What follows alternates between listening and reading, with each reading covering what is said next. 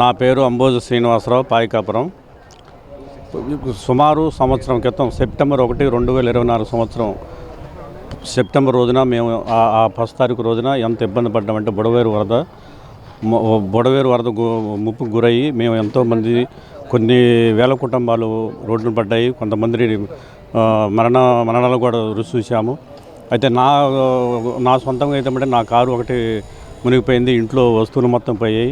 చాలా సమస్యలు ఇరుక్కున్నాము. కనుక మా కారు, బైకు అన్నిటి పడ్డాయి. నా కారుకు డబ్బులు రాలేదు, బైకు డబ్బు రాలేదు, ఇంట్లో ఫర్నిచర్స్ రాలేదు, ఏం రాలేదు. అయినప్పటికీ కూడా మేము ఎంతో సహించుకుంటూ గవర్నమెంట్ చుట్టూ తిరిగాము. మాకు ఎవరికంటే మా పక్కన వాళ్ళకి 2-3 ఇళ్ళు 2-3 పడ్డాయి, పైన వాళ్ళకి కింద వాళ్ళు పడ్డాయి. ఎందుకంటే హౌస్ మ్యాపింగ్ అవ్వలేదు అన్నారు. మేము ఎంతో తిరిగాము. మా అమ్మాయికి పడ్డది కానీ నాకు పడలేదు. మరి ఏంటి అంటే హౌస్ మ్యాపింగ్ అవ్వలేదు అన్నారు. ఎంతో ఇబ్బందులు పడ్డాం. కనుక మా సెంట్రల్ కాన్స్టిట్యున్సీ ఎమ్మెల్యే గారిని ఒకటే కోరుతున్నాం మేము, బొండా ఉమేశ్వర గారిని. అయ్యా, మీరు సీఎం దృష్టికి తీసుకెళ్ళండి. ఈ బుడమేరు రెగ్యులేటరేషన్ 10,000 కోట్లు మీరు రిలీజ్ చేసేసి శాశ్వత పరిష్కారం చేయించండి. శాశ్వత పరిష్కారం బుడమేరు మళ్ళీ రిపీట్ అవ్వకుండా సాయం చేయాలని చెప్పేసి కోరుకుంటూ మిమ్మల్ని అందరినీ మేము అర్జిస్తూ సీఎం గారి దృష్టి తీసుకెళ్ళాలని చెప్పేసి కోరుచున్నాం. బుడమేరు గురించి తప్పుడు అసత్య ఆరోపణలు చేస్తే కేసులు పెట్టినా కూడా ఏమవుద్దండి? కేసులు పెడితే ఏమవుద్ది?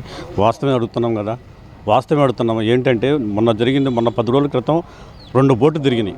2 బోట్లు దిగలకల్లా మాకైతే ప్రాణాల మీదకి వచ్చేసినాయి. మాకు అసలు మేము అందరూ అల్లుడు తల్లడాను.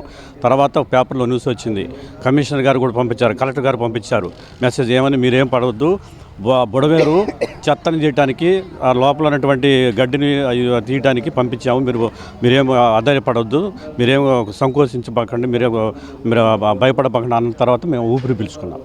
అంతేకాదండి, మేము వాటికి బుడవేరు కోసం మేము ఈ సింగనగర్ మొత్తం పరిసర ప్రాంతాల్లో అందరూ పిల్లలు బాగుపడాలండి.